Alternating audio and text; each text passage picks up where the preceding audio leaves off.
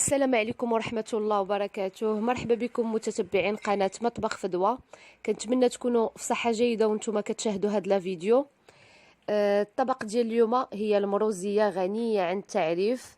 فبمناسبة عيد الأضحى قلت علاش لا ما نشاركش معكم هذا الطبق المفضل عندي ديال المروزية، وكتجي زوينه كيف ما كتظهر لكم في الصوره، معلكه وكتجي لذيذه لذيذه. ان شاء الله غادي نجربوها وما غاديش تندموا عليها. خليكم معايا باش نشوفوا المقادير والطريقه ديال هاد الوصفه هادي وفرجه ممتعه. انا عندي هنايا واحد 3 كيلو ديال اللحم من جهه ديال السنسول بطبيعه الحال، اولا نقدروا نديروا حتى الجهه ديال الفخذ اولا العنقره. عندي هنايا نصف كاس ديال الزيت نباتيه وزيت بلديه. عندي ضامه ديال زعفران شعره والملحه. عندي هنايا الكركم اولا الخرقوم البلدي. عندي هنايا فلفل اسود الابزار. عندي هنايا سكينجبير، 5 د الفصوص ديال الثومه بعد ما حكيتهم. عندي هنايا تقريبا واحد 3 د المعالق ديال الشحمه ديال الكلوه بعد ما حكيتها اولا ندقوها في المهراز مزيان حتى كتذوب لينا. هنايا 2 معالق كبار ديال المروزيه، بطبيعه الحال كنكونوا يا موجدينها في الدار يا كناخذوها من عند العطار ديالنا ديال ديما. هنايا عندي 2 عبيدات ديال القرفه والعنب مجفف على حساب الرغبه شحال بغيتو. صافي هنايا بعد ما خديت الطنجره درت فيها هذيك الشحمه ديال الكلوه المروزيه، هذوك 5 د الفصوص ديال الثوم.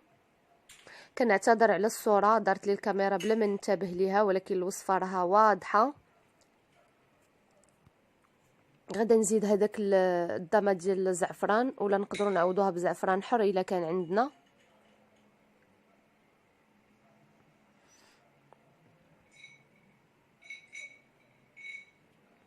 غندير هنايا واحد الملعقه ونصف ديال الخرقوم البلدي.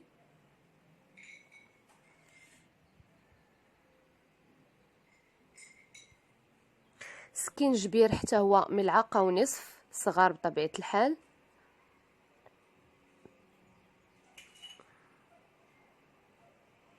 هنايا الفلفل الاسود انا درت نصف ملعقه صغيره اكتفيت بها، تقدروا ديروا معلقه. وهنايا غادا ندير معلقه ديال الملحه، والملحه بطبيعه الحال بحسب الذوق.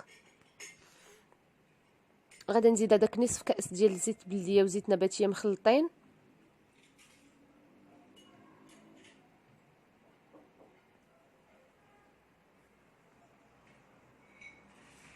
وغادا نخلط دوك المكونات بايديا بطبيعه الحال باش يندمجوا ليا مع بعضياتهم.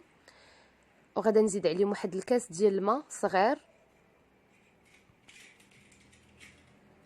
وغنخلطهم مزيان.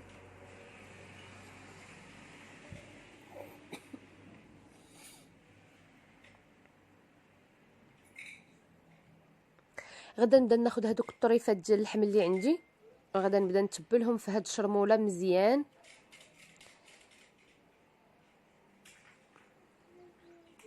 انا هنايا ما غاداش نخليها تبات، دونك نتوما الا كنتو بغيتو توجدوا على اتساع من الاحسن تبات، كتجي كتشرب هذيك اللقامه ديالها وكتجي احسن. ولكن حتى بهذه الطريقه فهي كتجي لذيذه. انا غادا نخليها غير واحد ساعتين هنايا مرقده، وغادا نطيبها. يعني دوك التوابل اللي فيها كاملين مزيانين، وغادي نطيبوها على عافيه مهيله. دونك غادا تشرب لنا هذوك التوابل وغادا تجي لذيذه ان شاء الله. غادا نستمر على هذا الشكل هذا حتى غادا نسالي الكميه اللي عندي كامله. وكيف ما قلت لكم غادا نخليها ترتاح واحد ساعتين حتى كتبل ليا في هذوك المكونات اللي درت فيها كاملين.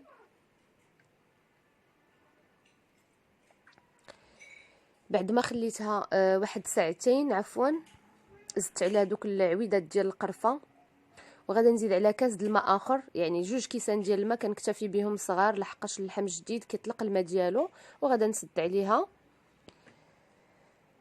حتى كتدخل هذيك الطيبه مزيان على هذا الشكل هذا كيف ما شفتوا.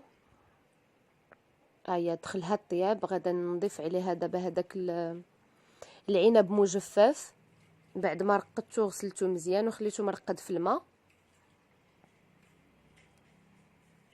غدا نزيد عليها هنايا العسل، يعني تقدروا ديروا السكر، انا هنايا اكتفيت بالعسل. غدا ندير تقريبا واحد 3 ديال المعالق ديال العسل، وكنوزعوه على اللحم ديريكت باش كيجي لنا محمر ومعلك هذاك اللحم. صافي، وغدا نرجع نسد عليها واحد 10 ديال الدقائق على ما يطلق لي داك الزبيب مع العسل وتعلك لي المروزيه. كيف ما شفتوا على هذا الشكل هذا هي بدات كتشرب، ما بقاش فيها الماء بزاف، يعني هذاك الماء غير ديال اللحم، بقى طالع غير شويه ديال الليدام. وهذا غدا نحاول نهزها شويه باش ما تلصقليش، ومره مره كنحركوا عليها البوطه، عفوا كنحركوا الكوكوط بحال هكا على هذا الشكل هذا باش ما تلصقناش، وكنخليوها حتى كتعلك لنا مزيان. كيف ما شفتوا هي هنا المروزيه عندي وجدات، بقى غير داك شويه ديال الليدام هو اللي طالع. ونلتقيو في طبق التقديم ان شاء الله. اذا هذا هو الشكل النهائي ديال الطبق ديالنا ديال اليوم، كيجي غزال. نتمنى تجربوه وما تبخلوش عليا بطبيعه الحال من اللايك ولي كومونتير ديالكم، واللي ما مشتركش في القناه يشترك معايا ويفعل الجرس باش يوصلوا جميع وصفاتي ان شاء الله. السلام عليكم ورحمه الله وبركاته.